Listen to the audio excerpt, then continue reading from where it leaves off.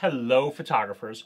Most people only worry about making sure their shutter speed is fast enough to get a sharp photo, or curse their camera when the shutter speed isn't fast enough and the photo turns out to be a blurry mess. But shutter speed is more than just sharp photos. The other side of fast shutter speeds is long exposure photography. What's great about long exposure photography is that you can still take sharp photos, but the results can often be magical. Before we discuss how to shoot successful long exposure photography, we have to talk about the gear that you will need. In addition to your camera and lenses, you'll need a tripod, a flashlight, your smartphone, and some gaffer tape. Ideally, you'll also have a remote trigger, but if you don't have a remote, you can get away with using your camera's self-timer. And finally, you can also consider neutral density filters, but ND filters are only necessary if you want to shoot long exposures during the day. Once you have your gear sorted out, you'll have to do some planning to decide when and where you're going to shoot. You can shoot long exposures pretty much anywhere, but if you're carrying around additional gear,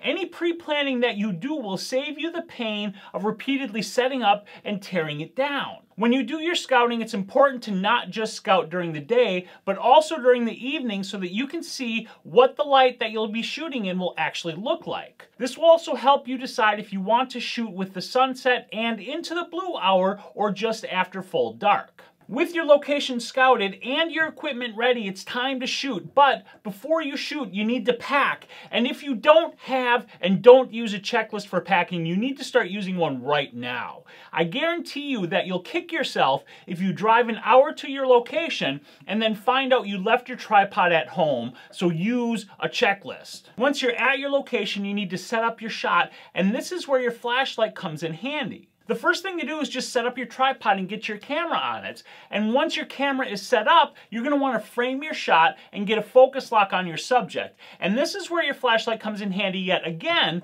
because when you're shooting in the dark, it can be difficult to get a focus lock. When that happens, you can shine your flashlight on the subject to help your camera get a lock. Either way, once you get focus, switch the camera and lens, if applicable, into manual focus so that you don't have to worry about it again. Now, with your focus locked, things get a bit dicey because every long exposure situation is going to be a little bit different. So instead of some specific settings, you're going to use my I am shooting method to work through to the optimal settings for your shot. With long exposure photography, there's no reason to shoot at a high ISO, so you can start at your camera's lowest ISO, which is typically 100. And with long exposures, you're typically shooting a scene where depth of field doesn't really matter, so you can set your aperture pretty much anywhere, but I'd recommend around f8, which is usually the sweet spot on your lens. Now, at this point in the I am shooting process, you would normally set your shutter speed so that your exposure indicator reads 0 and take a test shot. You're still going to do this, but when shooting long exposures, you have to be prepared to enter bulb mode. Every camera has a limit to how long you can set the shutter speed to.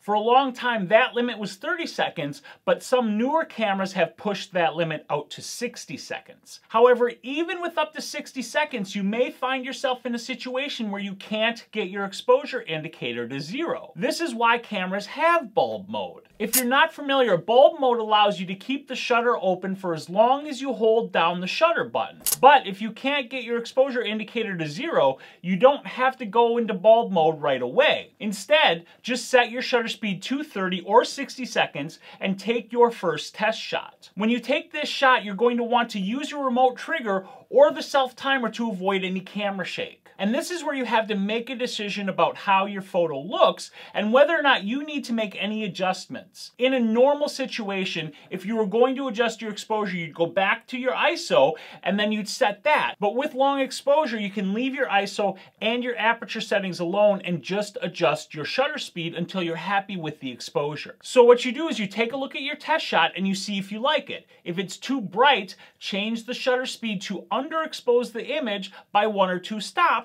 And if it's too dark, change the shutter speed to overexpose the image by 1 or 2 stops. Now, if you were at 30 or 60 seconds and your image is too dark, this is where you'll need to switch your camera into bulb mode. On most cameras, all you have to do is turn your shutter speed dial one more click past your longest shutter speed to engage bulb mode. But on other cameras, it's actually a mode that you choose on your mode dial. If it is a mode on your dial, double check your ISO and your aperture when you change modes. They should stay the same, but it's always good to double check. Once in bulb mode, you'll want to pull out your smartphone to time your exposure, and I'd suggest starting with a 1-stop increase. So if your camera's longest shutter speed is 30 seconds, then you'd set your timer for 60 seconds. Then with bulb mode, you have to hold down the shutter button, and this is where that remote or the cable release is really important. Now, you can actually do this by just holding down the camera shutter button, but if you do that, you're going to get some camera shake, which is going to result in a photo that's not very sharp. Cable releases are not that expensive, so even if you don't shoot long exposures very often, I'd highly recommend getting one and keeping it in your kit. Alternatively, with Bluetooth and Wi-Fi,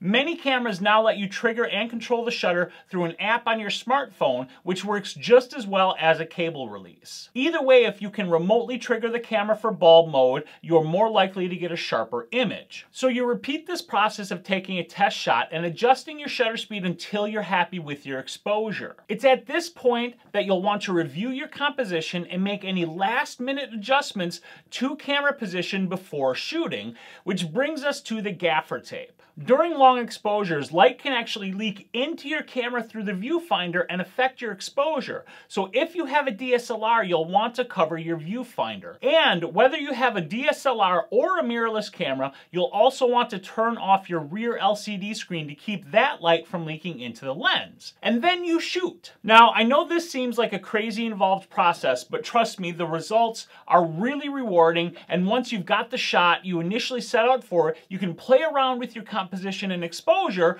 and explore your location for other shooting opportunities. Now, to help you when you get out in the field, I've put all of this together into a free long exposure cheat sheet that you can download at this link right here. And if you have any questions about long exposure photography or photography in general, let me know down in the comments.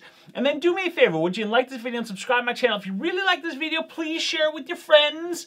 But the most important thing you need to do is, fast shutter speeds or not, get out there and take some damn photos. I'll see you tomorrow for the live show. Or curse the camera when... Bleh. I've got something in my mouth. Thank you for watching. Now, I get loads of questions and they all boil down to one thing, which is, how do I make my camera do what I want it to do? And here's the thing, your camera is like an instrument, and you can't make music if you can't play your instrument. If you want to learn how to play your camera like the instrument it is, visit this link right here to check out my Guide to Shooting in Manual Mode video course.